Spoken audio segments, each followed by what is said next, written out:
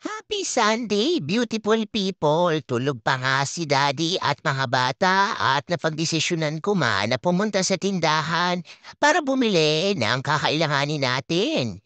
Ngayon nga ay celebrate natin ang pagtatapos ni ate from middle school dahil napagtagumpayan nila yan dalawa ni Bonso with flying colors.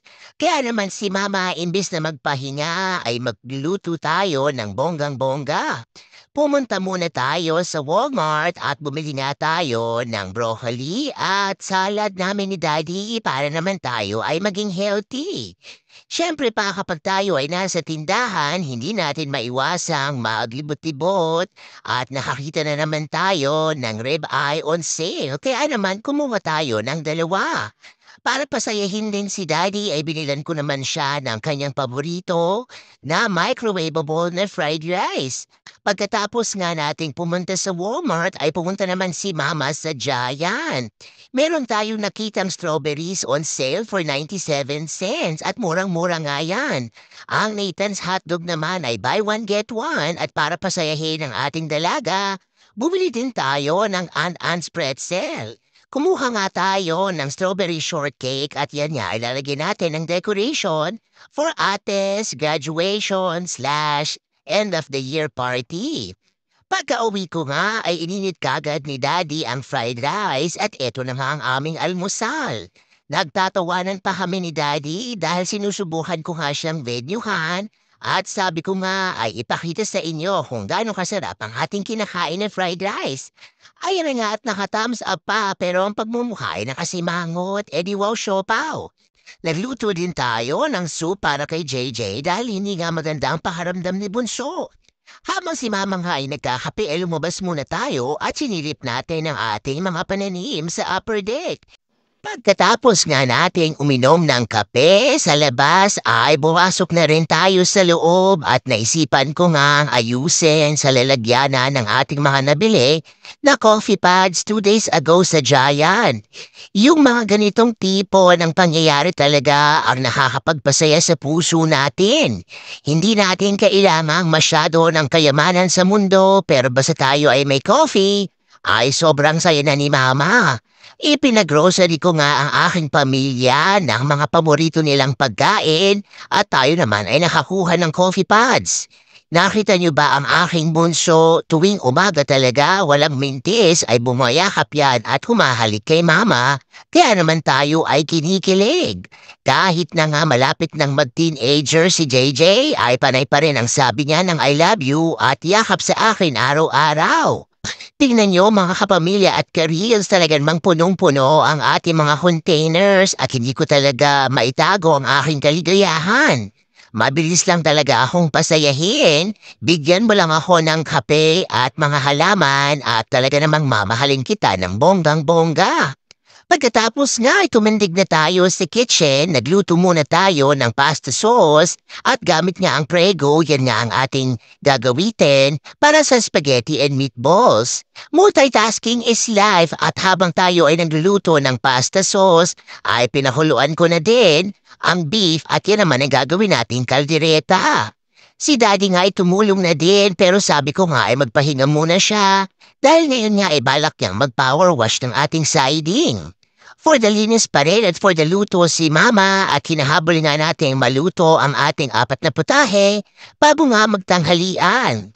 Niluto ko na nga ang sauce at nilagyan natin yan ng condensed milk para naman mas tumamis at mas maging creamy.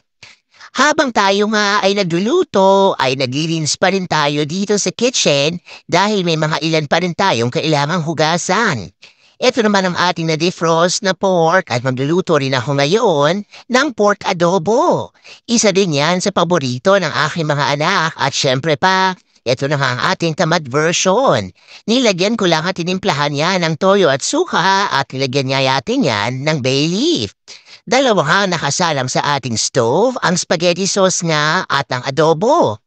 Dahil luto na din ang ating spaghetti sauce ay inilagay ko muna yan sa corner at sinimulan ko namang hiwain ang ating beef. Etong mga karne nga na ito ay nabili natin on clearance at hinanap ko pa nga ang ating takip ng pressure cooker. Nangangamoy na nga adobo sa ating kitchen at malapit na ring maluto yan. 5 piraso lang ng chicken drumstick ang ating dinefrost at ibinabad ko lang yan at minarinade sa patis at lemon at ilalagay nga natin yan at lulutuin sa ating air fryer. Dahil malampot na din ang ating baka ay niluto ko na din ang kaldereta at nakabili nga tayo kahapon sa Giant ng 3 piraso na plantain at ginawa naman natin yung minatamis na saging. Ayan na nga ang cake ni ate at ready na nga kaming kumain ng pananghalian. As always, ang mga ganitong bagay talaga ay ine-enjoy natin at masayang-masaya ang puso natin kapag tayo nga ay sabay-sabay na kumakain at humaharap sa grasya. Talaga namang enjoy na enjoy ang aking pamilya sa ating niluto for today dahil lahat nga yan ay kanilang paborito.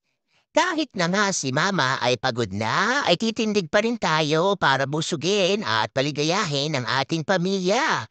Sobra naman na lang na-appreciate at talaga namang nag-enjoy sila sa ating ulam for today. Lumipat na nga ng pwesto si Daddy para mas makita nyo kaming magmukbang.